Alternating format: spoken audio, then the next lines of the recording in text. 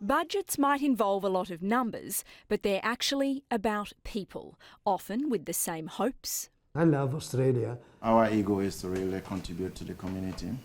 The same concerns. If you keep borrowing and borrowing, you just can't keep spending and spending. Yet they all have different needs. After arriving as refugees from Sierra Leone, James Ansumana and wife Aminata now work full-time.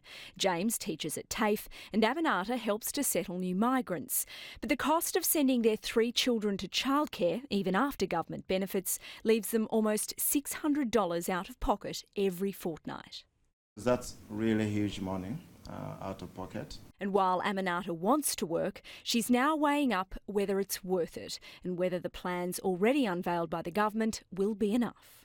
If the childcare is going to be a limitation for me to go back to work, I have no choice than to stop work. 87-year-old Cess Conti has retired from his job as a school teacher and counsellor. He's hoping for a pension increase on Budget Day. He says older Australians deserve certainty from budgets, not reform surprises. They've not gone through what we are going now. In other words, they don't know really what does it mean to live day by day. Anthony Sadak has been in charge of the day-to-day running of his pharmacy for 11 years. He says a proposed business tax cut, as well as a plan to allow small business to accelerate the depreciation of purchases in just 1 year, will free up cash. His number one request from Canberra, though, is more common ground. I wish they'd come together and do something and get rid of this debt so we can get on with it. And fourth-generation farmer Martin Honner agrees. When they make the tough decisions, there has to be an opposition with enough balls to be able to support them. The married father of 3 wants to see the government match the agricultural sector's commitment to research and development dollar for dollar.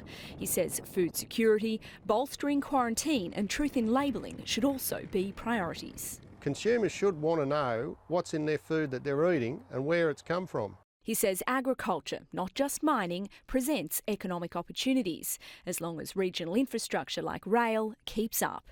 There's speculation it may also be sold off. We have rail lines around here from Junee to Griffith. You could walk quicker than the trains are allowed to go on that rail line. And getting back on track, they hope, is what Budget Night will be all about. Ellie Lang, SBS World News.